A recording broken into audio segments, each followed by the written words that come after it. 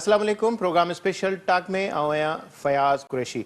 नाज़रीन, मुल्क में जिते मईशत जी बुरी हालत है उते अमन अमान जी जेका सूरत हाल है वह बद खां बदतरीन है। सिंध जे जेके अपर सिंध जा जेके इलाइक़ा आहिनि उन्हनि में दाड़ियल राज है ऐं माण्हुनि जी ज़िंदगी अजरन बणियल है। रोज़ अगवाकारनि न सिर्फ़ माण्हुनि खे क़ैद बणाए उन्हनि जी ज़िंदगी अज़ाब में मुब्तला कयूं आहिनि, बल्कि अॼु कराची प्रेस क्लब में सिंध यूनाइटेड पार्टी जे जेका लायर्स फोरम है उन जी क़यादत पारां अॼु हिकिड़ो जेको सेमिनार मुनक़िद कयो वियो। सेमिनार में जिते SUP क़यादत शिरकत कई उते वकीलनि शिरकत कई ऐं जेका मजमूई सिंध जी जेका सूरत हाल है उन ते गौर वीचार कयो वियो। कॉन्फ्रेंस में जेके ॻाल्हि ॿोल जेका कई वई उनमें जेके मुल्क जी जेका माज़ी जी जेका सूरत हाल हुई उनमें मुल्क जी जेका सियासत हुई उन ते गौर वीचार कयो वियो। उन सां गॾोगॾु जेके ईंदड़ वक़्त जी जेके चूंडूं आहिनि उन खां पोइ जी हुकुमरानी आहे उन्हनि ते बि ख़्याल जेके ओरिया विया। इन हवाले सां असांखे जॉइन कयो आहे सिंध यूनाइटेड पार्टी जो सरबराह सैयद ज़ैन शाह। शाह साहब अस्सलाम वालेकुम। शाह साहब, अॼु कराची प्रेस क्लब में सिंध में जेका बदअमनी वारी सूरत हाल है उन ते कॉन्फ्रेंस सेमिनार कोठायो वियो। छा सम्झो था जेका अॼु हिन बुनियादी जेका कॉन्फ्रेंस जो जेको मक़सदु आहे तत छा आहे ऐं हिन कॉन्फ्रेंस जा जेके मोल मता ऐं मक़सदु जेको आहे छा सम्झो था को पॉज़िटिव मुस्बत असर निकिरंदा सोसाइटी? हालांकि जेके सिंध जा जेके सुञाण माण्हू आहिनि उहे दाऊं त कंदा रहनि था। सिंध जी जेका बदअमनी वारी सूरत हाल आहे, सिंध जी जेको ॿरंदड़ जेको अमन अमान आहे उन ते हर को मुतालबा कंदो रहंदो आहे पर को बि अमल नथो थिए। हाणे बदअमनी ख़तम थींदी या न थींदी इहो सॼो रियासत वटि सुवाल आहे ऐं हुकूमत वटि आहे। पर असांजो ही मामिलो जेको उत्तर सिंध में ख़ुशूसन लाड़कानो डिवीज़न ऐं सखर डिवीज़न में जेको ॾोहनि ऐं ख़ुशूसन अगवा जे वारदातुनि जो वधंदड़ रुझान हो उन इशू खे असां सॼी सिंध में फैलायो ऐं अॼु इहो हिन जो मक़सदु कयो हिन सेमिनार जो त रियासत इदारा उनजे तरफ़ तवजो ॾियनि ऐं सिंध में ही अमन अमान जे मामले खे जेको इलाही क्रॉनिक थी वियो आहे, पॉलिटिसाइज़ थी वियो आहे, इन में पॉलिटिशियन जी बि मदद आहे, उन साबिक़ा MP उन में इन्वॉल्व आहिनि, साबिक़ा हुकुमरान जमायत बि इन्वॉल्व आहे, पुलिस करप्ट पुलिस बि इन्वॉल्व आहे, उते जा इंफ्लुएंशियल माण्हू बि इन्वॉल्व आहिनि ऐं उहो 10-20-15 साल खां वठी टुटे ई नथो नेक्सस। ऐं उन ते वरी कंहिं न कंहिं नमूने सां रियासती इदारनि जी सपोर्ट वठी था वञनि त को ऑपरेशन न थिए, ऑपरेशन डिले कराए था छॾनि। उनजे करे इहो इंतिहाई क्रॉनिक इशू थी वियो आहे। इन इशू खे प्रेस क्लब में आंदोसूं, उते असांखे महिरबानी थी तमामु अहम दोस्तनि शिरकत कई, पुलिस ऑफिसर सरवर साहब जमाली शिरकत कई, जमील यूसुफ CPLC जे हेड पंहिंजा एक्सपीरियंसिस मज़र अब्बास साहब कया। उन सभिनी जो तक़रीबन हिकिड़ी शइ हुई जंहिं ते कंसेंसस हो त रियासती मशीनरी जंहिंमें हुकूमत, लॉ एनफोर्सिंग एजेंसीज़, कोर्ट्स ऐं जेके ही मुल्क जो जेको कानून आहे उहो सॼो अबेंस में पियो आहे, उन्हनि ते अमल न पियो थिए। उनजे मुक़ाबले में पैरेलल निज़ाम आहे जंहिंखे पालतू सियासतदाननि, पालतू रियासत जे पालतू ब्यूरोक्रेट्स ऐं मौजूदा मुक़्तदर हल्कनि जी सपोर्ट आहे। उनजे करे सिंध में क्राइम वधे पियो ऐं उनखे तहफ़ुज़ आहे ऐं इहो इन करे आहे त सिंध में सियासी बेचैनी या ॿियनि शयुनि ते माण्हुनि जी तवजो न हुजे, अदम तहफ़ुज़ जो शिकार हुजे ऐं पोइ सॼी सिंध लुटींदा विकिणंदा वठनि ऐं सिंध में का मूवमेंट्स जनम न वठनि ऐं माण्हू पंहिंजे अटे लाइ त छुटो पर पंहिंजी ज़िंदगी तहफ़ुज़ करण में मुंदल हुजे हू सिहत, तालीम ऐं हक़ ऐं सिंध जी मिल्कियतूं जेके साबिक़ा हुकूमत समुंड, पाणी, ज़मीनूं विकिणी छॾियूं आहिनि उन ते को ध्यानु न ॾे। उन करे इहो हिकिड़ो सीरियस मामिलो आहे। ऐं सम्झा पियो त इहो हल तलब आहे पर असां इहो सम्झो त या त मुक़्तदर क़ुवतूं हिननि जी पैटर्नाइज़ेशन, पॉलिटिकल पार्टियुनि जी पैटर्नाइज़ेशन बंदि कनि ऐं इन्हनि में क्रिमिनल्स जी सपोर्ट बंदि कनि। हिकु ॻाल्हि, ॿी ॻाल्हि इहा त असां उन जेसि ताईं थिए पोइ एॾी बीमारी चढ़ियल आहे त असां माण्हुनि खे चऊं पिया ऐं पॉलिटिकल पार्टियूं NGO सभिनी खे अचो जेसी सपोर्ट थिए। ये सभु रियासती सभु इदारा मफ़लूज आहिनि, अचो त माण्हू गॾु थी दबाव पैदा करे ऐं पंहिंजा मामला हल करियूं। बाक़ी ईअं त न त सिंध जीअं बेवारी ई लुटचंदी फुरजंदी रहंदी। उन करे असीं पुरुमीद आहियूं त हाणे माण्हुनि जी बेज़ारीअ खे मायूसी बदिलण जे बजाए उनखे ताक़तवर आवाज़ ॾियूं त जीअं माण्हू ख़ुदि वधे ऐं माण्हू हक़नि लाइ दबाव पैदा कनि हुकूमत ऐं रियासत ते। इहा कोशिशि आहे, उमेद त कामयाबु थींदी। शाह साहब, जहिड़ी रीति ज़ाहिर आहे अॼु जेको सेमिनार हुयो उन में ख़िताब कंदे तव्हां इन ॻाल्हि जो बि ज़िक्र कयो त 2007 में ज़रदारी साहिब सां असां सां गॾु वञण जे हवाले सां बि राब्तो कयो। अहिड़ी तरह सां 2012 में मियां साहब नवाज़ शरीफ़ साहिब जेको उन सां तव्हां सां राब्तो कयो। पर अनफॉर्चुनेट इहो थो थिए, बदकिस्मती इहा थी थिए जो इहे पार्टियूं जॾहिं इक़्तिदार में अचनि थियूं, राब्ता कनि थियूं, त पोइ उन्हनि खे पंहिंजो जेको बुनियादी जेको दग आहे, जेके अवाम जा इशूज़ आहिनि, ज़ाहिर जहिड़ी रीति नवाज़ शरीफ़ साहिब तव्हां सां राब्तो कयो, उन वक़्तु नवाज़ शरीफ़ जेको मुश्किलातुनि जा जेके ॾींहं गुज़ारे करे वापसि मोटियो त उनखे सिंध जे ॾुखनि जो थोरो घणो अहसासु जेको इलेक्शन जे टाइम ते महसूसु थियो। पर इक़्तिदार जे हसूल खां पोइ उहे समूरियूं ॻाल्हियूं जेके आहिनि उहे उन्हनि खे विसरी वियूं। अहिड़ी तरह सां 2007 में जॾहिं पाकिस्तान पीपल्स पार्टी 12-13 सालनि जी जेका हुकुमरानी खां पोइ जॾहिं इक़्तिदार हासिल करण खां पहिरीं चूंडनि जे मैदान में लथल हुई बेनज़ीर साहिब जी शहादत जे फ़ौरन बाद, त उन वक़्तु बि उन्हनि कुवतनि क़ौम परस्तनि खे या सिंध सां जेके ॾुख या हमदर्दियूं रखंदड़ जेके माण्हू आहिनि उहे उन्हनि खे गॾु मिलाइण जी कोशिशि कई। पर इक़्तिदार जे हसूल खां पोइ इक़्तिदारी जेके पार्टियूं बणिजण ते उहे पार्टियूं सभु सिंध जा जेके मसइला आहिनि उहे विसारे थियूं आहिनि।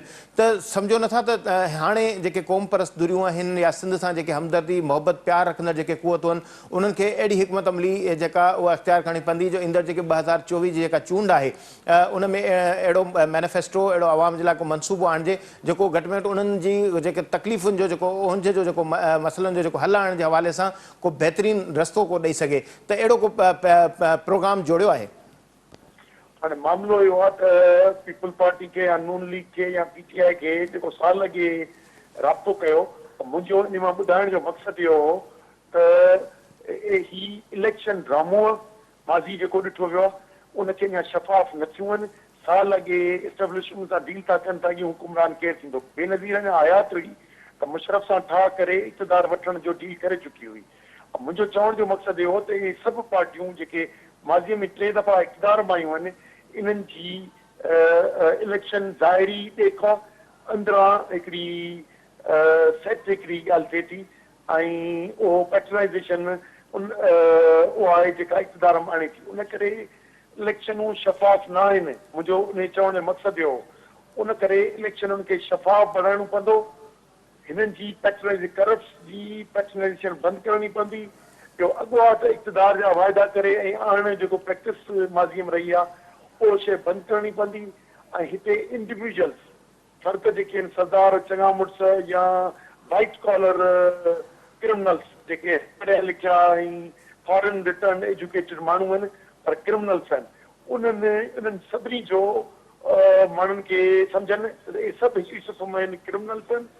इन्हनि खे ईमानदारी जे ज़रिए ऐं जेको इलेक्शनी निज़ाम जेको ढोंग आहे इनखे ख़तमु कराए शफ़ाफ़ इलेक्शननि जे तरफ़ आणणो पवंदो। हिकु ॿियो शफ़ाफ़ निज़ाम आणणो पवंदो। बाक़ी इन जे ज़रिए का बहितरी कान्हे अचणी। असां सम्झूं पिया त माज़ीअ में सिंध खे एतिरो नुक़सानु पहुतो आहे क़रीब में 15 सालनि में 3 मुख़्तलिफ़ जमायतुनि जूं फेडरल गवर्नमेंट हुयूं ऐं सिंध में प्रोविंशियल गवर्नमेंट हिकिड़ी जमायत जी हुई। पर सभिनी सिंध लाइ न सोचियो, सिंध खे लुटियो घुरियो ऐं हिन पीपल पार्टी जो ख़ुसूसन इहो थियो त जे 15 साल में जेको सूबाई ख़ुदमुख़्तारी हुई उनखे सूबाई मिल्कियतूं विकिणी तबाह बर्बाद करे छॾियो। उन करे इम्कान इन जा घटि आहिनि पर असां वक़्ती तौर ते इहो था चऊं त शफ़ाफ़ निज़ाम का एंट्री अचे जंहिंमें साफ़ सुथरा माण्हू अचनि। उन लाइ रियासती इदारनि खे बि हाणे पैटर्नाइज़ेशन बंदि करे ऐं हिकिड़ो लेवल प्लेइंग फील्ड ओपन छॾणी पवंदी। छो त नेशनलिस्ट खे माज़ीअ में हमेशह चिथियो वियो आहे। साईं जेम्स खां वठी अञा ताईं जॾहिं बि असां इलेक्शनूं विढ़ूं था या ॿियूं करियूं था असांखे ख़बर आहे त असां ते कारा ऐं ॻाढ़ा निशान हणंदा छॾी। त हिननि खे टक ई न हणणो आहे। अहिड़ी रविश खे हाणे मटाइणो पवंदो ऐं सम्झा पियो तॾहिं सवलो थींदो। ऐं असीं ॿियनि नेशनलिस्ट खे चऊं था त हिन मर्कज़ परस्त सियासत मां जान चरायो। आज़ाद इलेक्शन्स में भले तव्हां पंहिंजे एजेंडा सां इतफ़ाक़ न करियो पर पंहिंजे वतन जे सरहदुनि खे बचाइण लाइ पंहिंजे वतन जे माण्हुनि खे तहफ़ुज़ ॾियण लाइ वियो ऐं इलेक्शन जे ज़रिए पुरन ज़रिए तब्दीलीअ में असांजी मदद करियो, कोशिशि कंदासूं, पर अञा ताईं उहा परे आहे। त असीं सम्झूं पिया 24 में कंहिं न कंहिं नमूने सां असीं मुस्बत रोल अदा करण जी कोशिशि कंदासूं ऐं 4 दोस्त अॻियां नुमाइंदा बि चूंडजी उमेद आहे त ईंदा, पर असीं मुस्तक़बिल में था ॾिसूं त हिते नेशनलिस्ट गवर्नमेंट ठहे, उहा 24 में न ठहे त भले 28 में ठहे, पर असां इन तरफ़ जी जॾहिं क़ौमी तयारी कंदासूं त हिकु ॿ नेशनलिस्ट या 4 न खपनि। हींअर मर्कज़ परस्तनि 75 सालनि में सिंध खे धिको ऐं तबाह कयो आहे, हाणे क़ौम परस्त अचनि ऐं उहे अची वतन जो दिफ़ा कनि ऐं फुरियल हक़ बि वठनि ऐं मिलियल हक़नि खे इंसाफ़ ईमानदारी सां माण्हुनि ताईं डिलीवर करण जी कोशिशि कनि। अच्छा शाह साहब, जहिड़ी रीति ज़ाहिर तव्हां इन हवाले सां ज़िक्र कयो त पालतू सियासतदान ऐं पालतू जेका ब्यूरोक्रेसी आहे उनखे ख़तमु करणु खपे, असांखे इंसाफ़ जो निज़ाम आणणो पवंदो।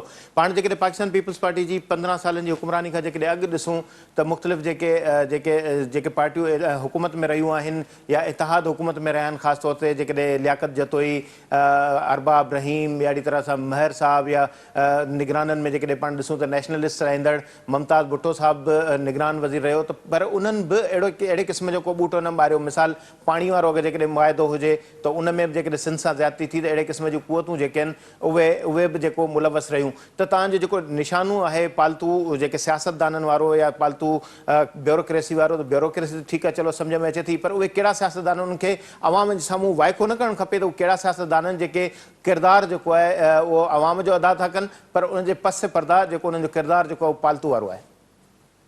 सर, तव्हां सही था चओ, माण्हुनि जे अॻियां घणो किरदार कंहिं बि पार्टी जा आहिनि उहो ज़ाहिर थी चुको आहे, पर रियासती या जेको जोड़ चक आहे या इलेक्शन निकाले निज़ाम आहे उन में नेशनलिस्ट जा खे जेको स्पीड ब्रेकर बणजनि था, उन करे हिकिड़े ॿिनि नेशनलिस्ट जे अचण सां तब्दीली जी का इम्कान जा चांसिस घटि थींदा, पर यकीनन आवाज़ उथंदो। असीं बलोचन ऐं पठाण जी तकीरूं ॿुधी ख़ुशि कोन थींदासूं, पर सम्झंदासूं त सिंध जा बि के वार कंदड़ आहिनि, पर असांजो टारगेट इहो आहे त सिंध खे विञायो आहे इन्हनि मर्कज़ परस्त सियासतदान, उहे कहिड़े नाले में हुजनि, कहिड़ी लिस्ट हुजे या पार्टी हुजे, पर पीपुल्स पार्टी जो ज़िक्र न करे थो अचे त माज़ी क़रीब में 15 सालनि में उन्हनि जी हुकुमरानी रही, पर उन्हनि सिंध खे अहिड़ा नुक़सान ॾिना आहिनि जेका यानी सिंध असेंबलीअ खे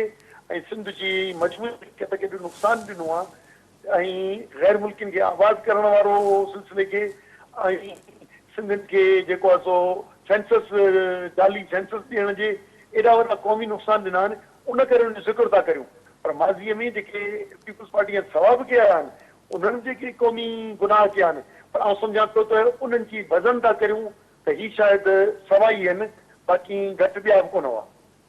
अच्छा शाह साहब, ज़ाहिर कारूंजर वारो इशू हुजे या सिंध में जहिड़ी रीति इरशाद रांझाणी या अहिड़े क़िस्म जा ॿिया जेके वाक़िया थिया, जेके माण्हुनि सां ज़्यादतियूं थियूं, ज़ाहिर अहिड़ियूं आबादियूं जिनखे असां जिनखे पाकिस्तान जी नेशनलिटी हासिल न आहे, ख़ासि तौर ते अफ़गानी जो पाण ज़िक्र करियूं, उहो सिंध में तमामु घणो दबाव रहे थो। त इहे हिकिड़ो असांजे लाइ अज़ाब रहियो आहे। उन ते सिंध जे माण्हुनि सिंध जे शऊर न सिर्फ़ु आवाज़ उथारियो आहे, मोहम हलाई आहे, अॼु ख़ुदि निकिता आहिनि।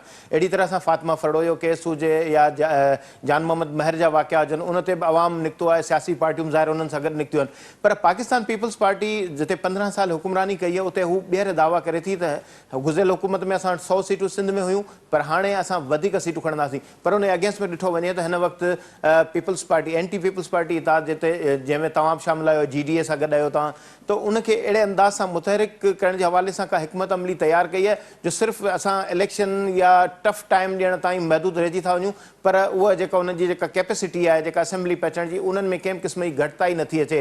त उहो जेको तव्हां रेड जेको दायरे जी ॻाल्हि था कयो, त उन दायरे खां हटी करे असां को हार्ड टारगेट मुक़ाबिलो नथा करे सघूं ताकी उन्हनि खे को टफ टाइम मिले, असां उनखे बाक़ाइदा असेंबली में वञी पहुची त ॾेखारियूं। हिकिड़ी ॻाल्हि ॿुधी छॾियो, असां हिन वक़्त ते इताद जिन सां नज़रियाती इतफ़ाक़ न आहे, जिन सां हिकमत अमलिन जो बि इख़्तिलाफ़ आहे, उन्हनि सभिनी सां बि वक़्ती तौर ते अलाइंस करे ऐं हिकिड़ो सिंध में माज़ ठाहिणु चाहियूं था। बावजूदि उन्हनि सां असीं डिफरेंस ऑफ ओपिनियन हूंदोसूं, ऐं पर उन जे बावजूदि बि असां उनखे ठीकु करणु चाहींदासीं, उनखे इताद खे जोड़े ऐं इलेक्शन्स भरणु चाहींदासीं। असां इन इतिहाद खे सगारो कंदासूं ऐं कोशिशि कंदासूं त उन्हनि जी गवर्नमेंट ठहे। ऐं ॿ, असांजो जेको नेशनल जो हिसो हूंदो, ॿ सीटूं हूंदियूं त ओतिरो आवाज़ हूंदो, 4 हूंदियूं त ओतिरो आवाज़ हूंदो।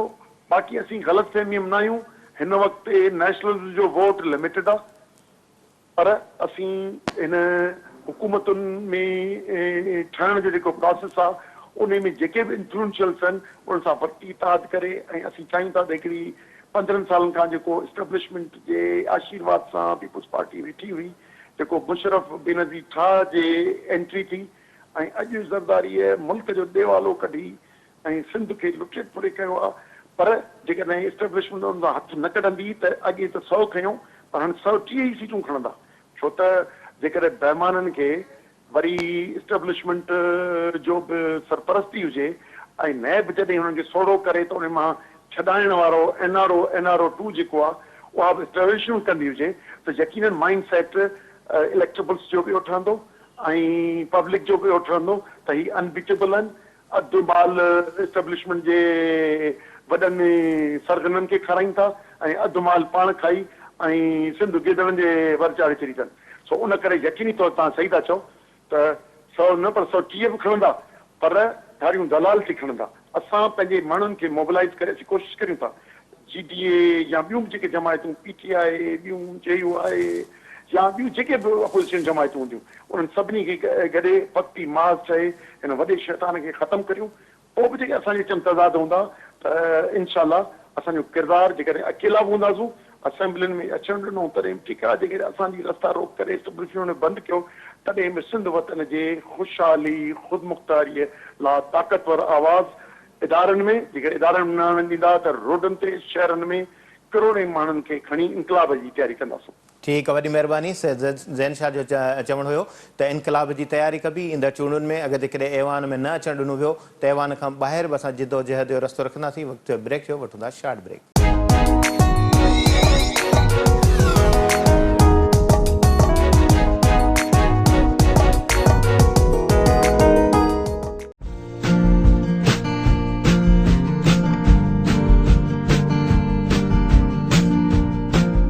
Welcome back. जहिड़ी रीति सियासतदाननि जी सियासत जो सिलसिलो जारी आहे, ओड़ी तरह सां सियासतदाननि जा जेके दौरान उहे बि जारी आहिनि। पाकिस्तान पीपल्स पार्टी जे चेयरमैन बिलावल भुट्टो ज़रदारी सिंध जे मुख़्तसिर जेको दौरे करण खां पोइ सखर खां पोइ मुल्तान ऐं मुल्तान खां पोइ हाणे CC जे इजलास में लाहौर में उते शिरकत कंदो। बहरहाल मुख़्तलिफ़ जॻहियुनि ते बिलावल भुट्टो ख़िताब कयो आहे। ख़ासि तौर ते मुल्क में जेका लेवल प्लेइंग फील्ड जे हवाले सां संदसि ज़िक्र कंदे चवणु हुयो त मुल्क हलाइण लाइ पुराणो तरीक़ो छॾे नई जेका सियासत या नओं तरीक़ो इख़्तियार करणो पवंदो।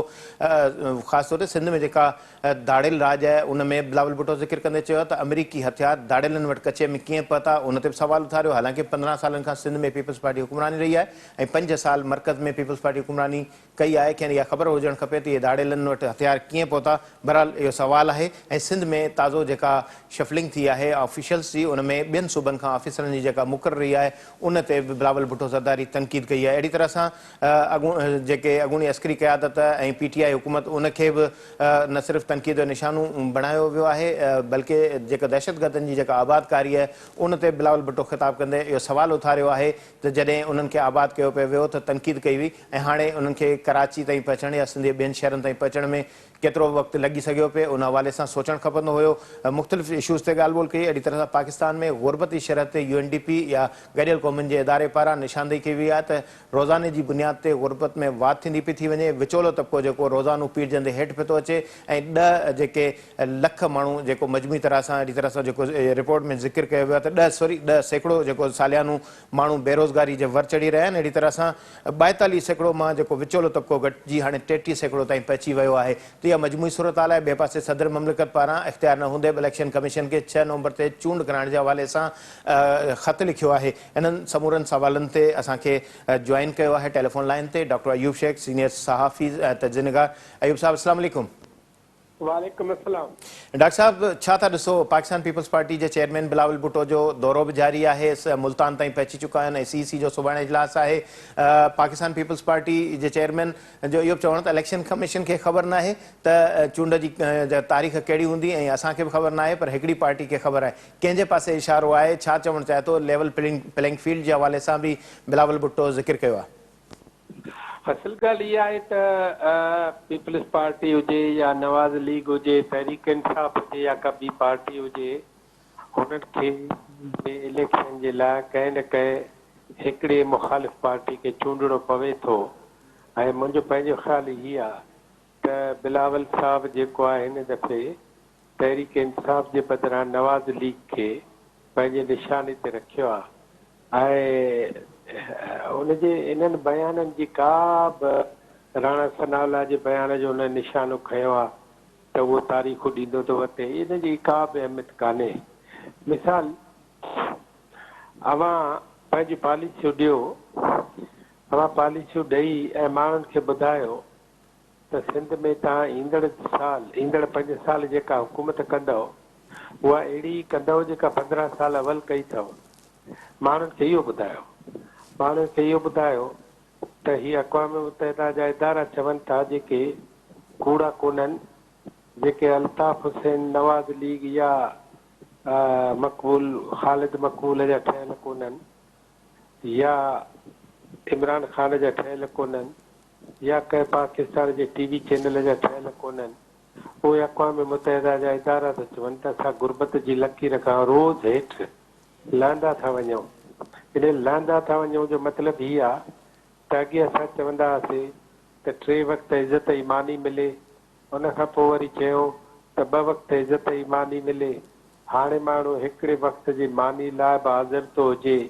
अव्हां खे हिकिड़ो ॾींहुं इहो त ॿुधाइणो पवंदो न त 15 साल जी तव्हां सरकार कई उन सरकार में भला पाकिस्तान पीपल्स पार्टी जो जेको नारो हो अटो लटो ऐं अजो कंहिं हिकिड़ी ॻाल्हि में अव्हां मथे अचो अव्हां 1.25 करोड़ माण्हू बंधन ते विहारे छॾिया उन 1.25 करोड़ माण्हुनि जे अॼे जो बंदोबस्तु करण जो भला कारनामो करे ॾेखारियो अव्हां कंहिंखे लटा पाराए ॾेखारियो अव्हां किताब पूरा न पहुचाए सघो यूनिफॉर्म पूरा न पहुचाए सघो अमन पूरो न ॾेई सघो अव्हां जे हूंदे माण्हू ॾींहं ॾिठे जो कंद कोट ऐं घोटकी मां खजी वञनि अव्हां जा जेके सरदार ऐं वॾेरा वेकाऊ वॾेरा आहिनि उहे सभु आज़ादु घुमंदा वतन शहरी जेके आहिनि उहे पंहिंजा लिकंदा वतन इहा जेका हुकूमतूं थींदियूं आहिनि न इन्हनि इन करे मां सम्झां थो त पाकिस्तान जी अॼोकी सूरत हाल में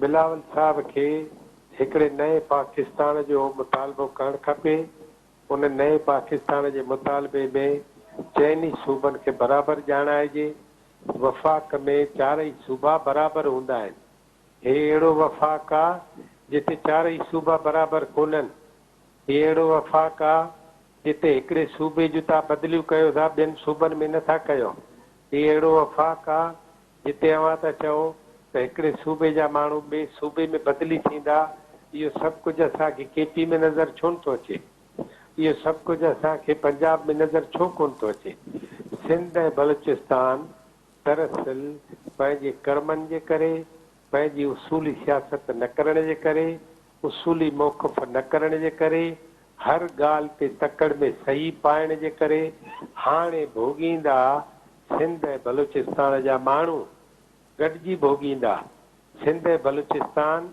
पाकिस्तान जा हेठां इलाइक़ा आहिनि हेठां सूबा आहिनि ऐं हू ॿई मथां सूबा आहिनि उहे मथां सूबा जेके आहिनि उहे A क्लास सिटीज़न वारी ज़िंदगी गुज़ारींदा ऐं असां सभु B ऐं C क्लास वारी सिटीज़न जी ज़िंदगी गुज़ारण ते मजबूर थींदासीं इहो सभु बेउसूल पॉलिटिक्स जो कारनामो आहे इहो सभु बेउसूल अमलनि जो कारनामो आहे अवां जेकॾहिं हाणे ॾिसो पाकिस्तान पीपल्स पार्टी आहे न 15 साल हुकूमत करण खां पोइ हाणे फयाज़ साहब तव्हां दलील ॾींदव छा त असां वटि IG सिंधी कोन्हे तव्हां दलील ॾींदव छा त चीफ सेक्रेटरी कॾहिं सिंधी न थियो आहे तव्हां दलील ॾींदव छा त होम सेक्रेटरी सिंधी कोन्हे नथा ॾेई सघो सब जो सब जिन ॻाल्हियुनि ते अॻे पाकिस्तान पीपल्स पार्टी कार्ड इस्तेमालु कंदी उहे सभु कार्ड पूरा थी विया, उहे चार्ज थी चुका। इन करे मां सम्झां थो त बिलावल साहब खे वेहणु खपे पंहिंजी पार्टी सां, पंहिंजी लीडरशिप सां, ऐं पंहिंजी लीडरशिप सां वेही हिकिड़ो नओं बराबरी जे बुनियाद ते ज़बरदस्त आइन ठाहे हिकिड़ो नओं पाकिस्तान अॻिते वधायो।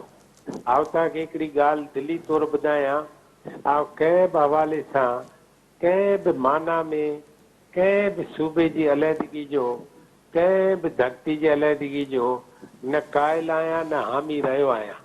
पर मां हीअ ॻाल्हि सम्झां थो त तव्हां जॾहिं इलेक्शन में वञो था त पोइ तव्हां कार्ड त अलहदगी जो खणी था अचो न।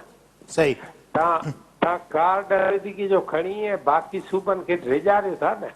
इन जो मतिलबु आहे त अलहदगी जे इन कार्ड जी पंहिंजी ताक़त इन करे आहे जो के न के मसइला हल नथा थियनि वफ़ाक़ में।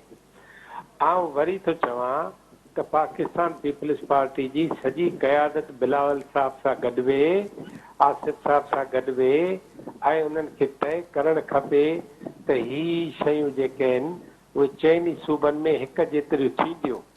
बाक़ी हिकिड़ी पार्टी ते मौलाना फज़ल रहमान ते सनाउल्ला ते ॻाल्हाइण जो को बि फ़ाइदो कोन्हे।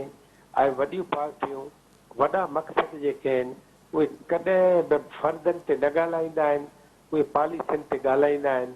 अव्हांखे शुकुरु करणु खपे त मियां नवाज़ शरीफ़ जा माण्हू फ़रवरी जी ॻाल्हि कनि था, सुभाणे मथां तव्हां पाण ई चओ त फ़रवरी में न थियणु खपनि ऐं मार्च में थियणु खपनि, पोइ असां छा चवंदासीं? इन करे फ़र्दनि ते न अचो। आउं सम्झां थो ही जेका सदर पाकिस्तान 6 नवंबर जी तारीख़ ॾिनी आहे, इन जो को बि मसइलो हल कोन थींदो ऐं कंहिं बि हवाले सां इहा सीरियस मूव कान्हे। इनखे संजीदगी सां बि न ॾिठो वेंदो ऐं सदर पाकिस्तान पंहिंजो मनसब ऐं मनसब जी जेका रिट आहे, उनजो जेको अख़्तियार आहे ऐं उनजे जेके चवण जी लेवल आहे, सतह हिकिड़ा माण्हू हूंदा आहिनि न, पीउ जेकॾहिं जवान हूंदो आहे पुट हुनजो ॿिए नमूने मञींदा आहिनि, पर पीउ खट जे हवाले थी वञे त पुट ॿिए नमूने मञींदा। सदर आरिफ अलवी साहब हाणे खट जे हवाले थी वियो आहे ऐं उनजो चयो केर बि न मञींदो। इहे तारीख़ूं पयूं ईंदियूं, अख़बारुनि जूं सुर्खियूं भरबियूं, अख़बारुनि जे पेट भरण लाइ बि असांखे अहिड़ा सदर खपनि था। अच्छा डॉक्टर साहब, ज़ाहिर सियासत है, सियासत में हर को पंहिंजे हवाले सां ज़ाहिर अख़बार जो पेट भरीन, टीवी जो जेको ख़बरुनि जो पेट भरीन, ज़ाहिर इहो त सिलसिलो हले थो। पर ज़ाहिर आर्टिकल 48(5) जो रेफरेंस ॾींदे सदर इहो पॉइंट आउट कयो आहे त खेसि इहो इख़्तियार आहे। हालांकि जेकॾहिं इख़्तियार हुजे हा त सिधो सो तारीख़ ऐलान ई करे हा, तजवीज़ न ॾे हा। पर उन तारीख़ ऐलान करे छॾी आहे, छा हाणे सम्झो था त उन अमल थींदो या ज़ाहिर तजवीज़ कयल ई तारीख़ आहे? पर इहो त मुमकिन ई न आहे। सेप्टेंबर हले पियो ऐं 6 नवंबर ते वरी चूंड थिए। मुंहिंजे ख़्याल में त एतिरो वक़्तु ई न आहे जेकॾहिं इलेक्शन कमीशन तयारी बि करे। पर इहो सम्झो था त मुमकिन आहे त फेब्रुअरी में चूंड थी सघे थी? ॾिसो, आउं सम्झां थो त चूंड खां भॼण जा रस्ता घटि आहिनि, चूंड खां भॼण जा रस्ता घटि आहिनि, पर चूंड खां कुझु वक़्तु लवाइण जा बहाना इलाही मौजूदु आहिनि। ॾिसो, ही जेका ॻाल्हि सदर पाकिस्तान कई आहे हुनजो कुझु कोन थींदो, इहा ॻाल्हि थी वेंदी, बसि ॿियो कुझु बि न थींदो। अच्छा डॉक्टर साहब, आख़िरी सवाल तव्हां खां इहो वठां थो त UNDP पारां, गॾियल क़ौमुनि पारां जेका पाकिस्तान में विचोले तबिके जी जेका निशानदेही कई हुई, उनजी जेका हाणे सूरताल इंतिहाई गंभीर थींदी पई थी वञे, जेको रेशो ॿुधायो वियो त 42% खां घटि थी 33% ताईं पहुतो आहे इहो रेशो। अहिड़ी तरह सां जेको गुरबत में तेज़ी सां वाध पई थींदी पई अचे ऐं अमीर तबिके खे जेको निशानो बनायो वियो आहे, ॿुधायो वियो आहे त उहे सिर्फ़ु पंहिंजो जेको दौलत जो 10 खां 20% या 30% ताईं जेको रक़म आहे उहा इस्तेमालु कनि था, बाक़ी हो पाण महफ़ूज़ कनि था, ऐं जेको ज़हीन तबिको आहे विचोले तबिके जो उनखे पंहिंजे मक़सदनि जे लाइ इस्तेमालु कनि था। जहिड़ी रीति जेका गुरबत जी सतह ताईं असां वञूं पिया त ईंदड़ ॾींहंनि में तव्हां छा था सम्झो पाकिस्तान ऐं ख़ासि तौर ते सिंध कहिड़े सिनेरियो में ॾिसो था? छाकाणि जो रोज़ाने महांगाई में इज़ाफ़ो थो पियो थिए, माण्हू जीअण जेको उन्हनि जो मुश्किल थींदो पियो थो वञे। साईं ॾिसो, असल में इहा जेका UNDP जी रिपोर्ट आहे न, इहा पाकिस्तान जे हुक्मरान तबिकनि जो आईनो आहे। जेके जेके पाकिस्तान जा 2-3 लख माण्हू मुल्क ते काबिज़ आहिनि न, अशराफिया एलीट क्लास जा माण्हू, सभ खां वॾनि उहिदनि ते वेठल माण्हू, अदालतुनि खे ऐं हिननि एस्टेब्लिशमेंट खे माज़ी खां वठी अॼु ताईं संभालींदड़ माण्हू, ऑफिसरशाही, सियासतदान, इहे 2-3 लख माण्हू आहिनि जिन पाकिस्तान जे इन हवाले सां ख़िदमत जा जेके बाब जेके मिसाल क़ाइमु करणा उन्हनि में नाकाम थिया। तव्हां सोचे सघो था त 42% मिडिल क्लास हुजे उहो घटिजी ऐं 33% थी वञे। तव्हां सोचे सघो था त 50-52 गुरबत जी लकीर खां माण्हू जॾहिं हेठि हुजनि, इन जो मतिलबु आहे त फी माण्हू $2 जो मतिलबु छा आहे? $2 जो मतिलबु आहे जे 300 रुपए में $1 हुजे त 600 रुपए खां मथे असांजे कंहिं बि माण्हूअ जी कमाई कोन्हे। कमाइण वारो असांजे घर में हिकिड़ो आहे, 2 फर्द आहिनि, 1200 बि 2 फर्द खणी अचनि घर में, उहे तालीम कीअं कंदा, दवा दरमल कीअं कंदा, स्कूल मदरसे में कीअं वेंदा, यूनिफॉर्म ऐं पेन पेंसिल जो मामिलो कीअं हल कंदा। हिकिड़ी तमामु बिना ख़राब सूरत हाल आहे, बिना गंभीर सूरत हाल आहे।